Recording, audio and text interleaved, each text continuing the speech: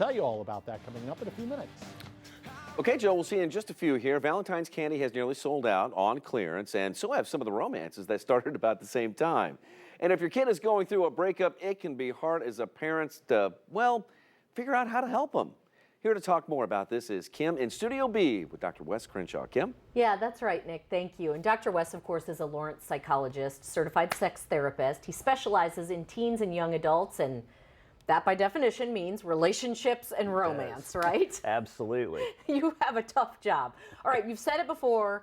You're going to say it again today. Breaking up isn't only hard to do, but it's really important for us to know as far as having a good relationship down the road. Absolutely. And, you know, one always has to understand that dating is the process of figuring out who you don't belong with. Okay. And that's not how a lot of young people want to approach it. They want to see it as this very powerful, important relationship, and it is, but it's always a process of moving on to something else. And without breaking up, there is no relationship. Okay. Breaking up seems even more difficult, though, in this day and age than back when we were kids. It really is true, and I've been doing this for like 25 years, and it has changed. The biggest problem is we really not raised kids in this generation to tolerate discomfort very well. Like, we sort of want to take away all their pain, and breaking up is painful, so they either avoid getting into the relationship to begin with or avoid the breakup, which then also leads there to being a smaller dating pool. A lot of kids are just not open to the R word at all anymore, and that can make it kind of difficult to find a partner to be involved with. And by far, it took me longer than you would think to figure this out. By far, the biggest problem breaking up today is social media. Right. Because, you know, you're like... Well, you see everything that person's doing. Exactly. And Snapchat being the biggest offender. And so, you know, it's like, you and I are done, Kim, and then I'm sitting here stalking your feed 24/7. And this makes it hard to disconnect, and that's really necessary. Okay.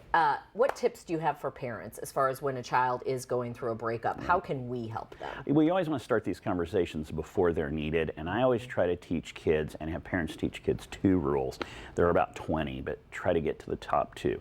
The first one is don't break up with anyone you don't mean to break up with. Okay. That's a good rule for adults too. Don't use breaking up as a threat. Don't start saying you're going to do it and then back out. You've got to really make a decision, otherwise you confuse people and it just is a mixed message. The second one is, and this is a shocker, if you're going to break up, break up. Delete people from the feed. Don't follow them all the time.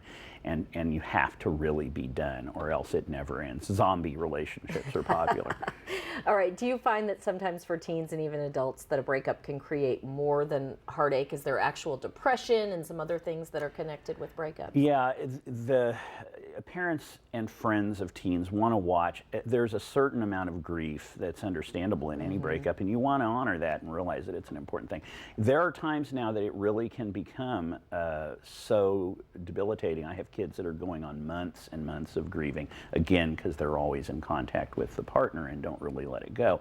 And we want to teach kids to handle pain, again, back to the idea of not being uncomfortable. So it isn't just about, oh my gosh, how can I save you from this? It's really about learning to process it, or else kids won't move into adulthood able to handle those kind of difficulties and griefs, and we sure don't want that. Right, so give them the time to grieve, but if it's going, seems like it's going too long, that's when you may need to get... Yeah, and I try not to just promote therapy every time I'm on the air, but one of the entry points frequently for young people to get into therapy and to find that a good experience is when they're in a process of grief over a dating relationship failure or a divorce, or even in some cases death of a parent. Those are all important losses to kids, and one shouldn't think it was just a little romance. That it may be very important to them and how they think about relationships down the road. So therapy can be helpful. All right. Thank you, Dr. Wes. If you have any questions or you'd like to contact Dr. Crenshaw, you can find him on Twitter at Wes Crenshaw, PhD, or you can visit his website, drwes.com.